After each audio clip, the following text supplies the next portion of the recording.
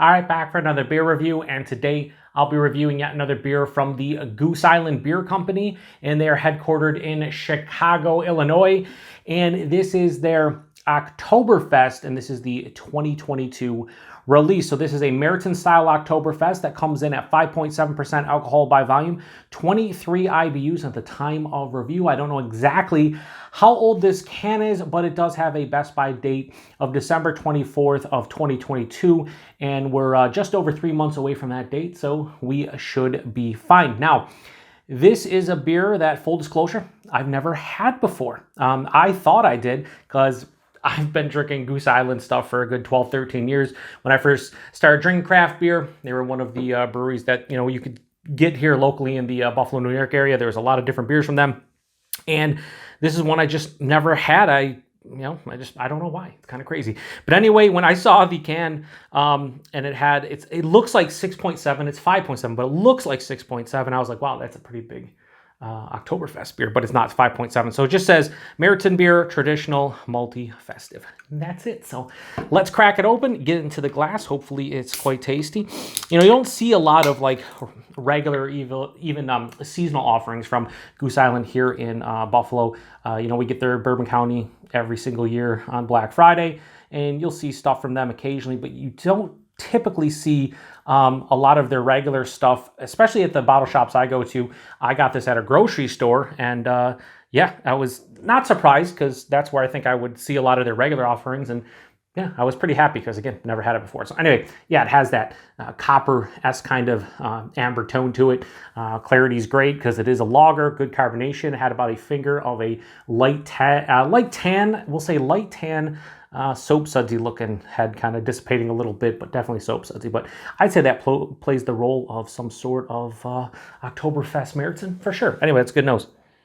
Yeah, so it's funny. I think I don't know if this is the 5th or the 6th one that I've reviewed so far, but the Märzens anyway, very similar.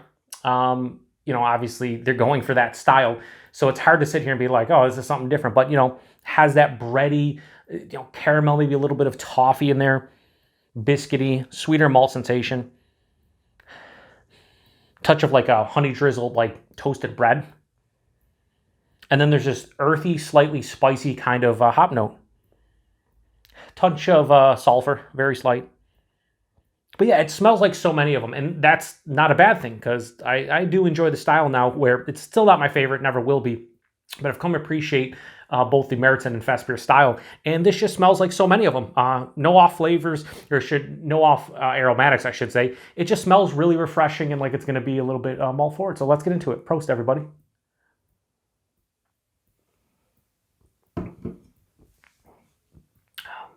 Oh, this has a little bit more of a hop kick on the back of the palate. As some people would say, a hop bite. A little bit of like a earthy, spicy, floral kind of bitterness. Let's go by the mouthfeel. Lower side of medium body.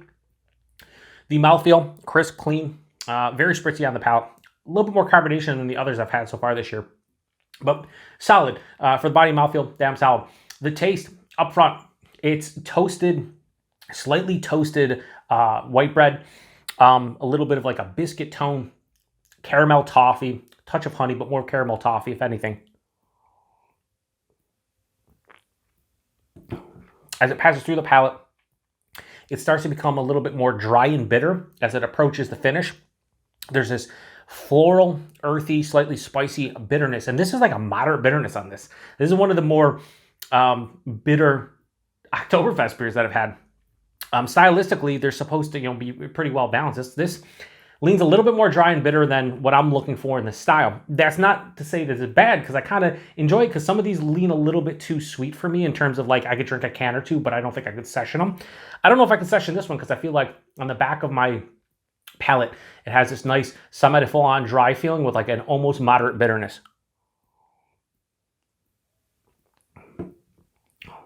5.7%, you can't tell. Yeah, this is nice. I would say this. If you're going to grab a bunch of different fest beers this year, or I should say Oktoberfest beers, whether it's a fest beer or a Märzen, and you're trying them out, I'd be curious to know out there if anybody picked this one up and kind of feels like I do in terms of that. I think it's a little bit more bitter, and the hops are doing a little bit more than typically you would get from the style, because I feel like this is definitely different than the ones I've drank so far this year. And it's somewhat welcome, but I think it's a little bit unbalanced. I don't know, again, forget the order of how all these are posted, but I did a Western New York beer from Big Ditch called Beer That Tastes Like Beer Oktoberfest, and that one was a little bit too malt driven for me. It didn't have enough bitterness or dryness to kind of balance it out, and I think this is like the opposite of that. Not bad per se, it's just different, and I don't know if I necessarily like that more than if if it was more malt forward. So not bad, but a little bit unbalanced. The best I can do on the Oktoberfest from, how is that? Is that like that? I don't know. The best I can do on the Oktoberfest, the 2022 release from Goose Island, is a 3.5 out of 5. I think that's where it's going to land for me. The reason why I'm giving it a 3.5 and not higher is I think, again, it's a little bit unbalanced to the hop side of things, which is very rare to hear somebody say when reviewing a beer within the style. Even as we talk right now, there's a dryness and a slight bitterness still lingering on the palate. So this is not super clean. Actually, I should say super clean. This is not super balanced, which I kind of want from the style. I don't want it to be crazy. It doesn't need to be perfect in the balance, but this definitely leans a little bit more to the bitter side of things. Price point availability, I want to say these were 10 or 11 bucks for a 6-pack. I got this in a mixed 6-pack, so I did not buy an entire 6-pack. But I think they were either $9.99 or $10.99. I can't remember. That's fine for something like this, 5.7%. Märzen-style, sure. Availability, again, this is where I typically would be like, wherever you see Goose Island, but that's obviously not the case. A lot of people will be like, we only get Bourbon County, or we only get this, or we only get that.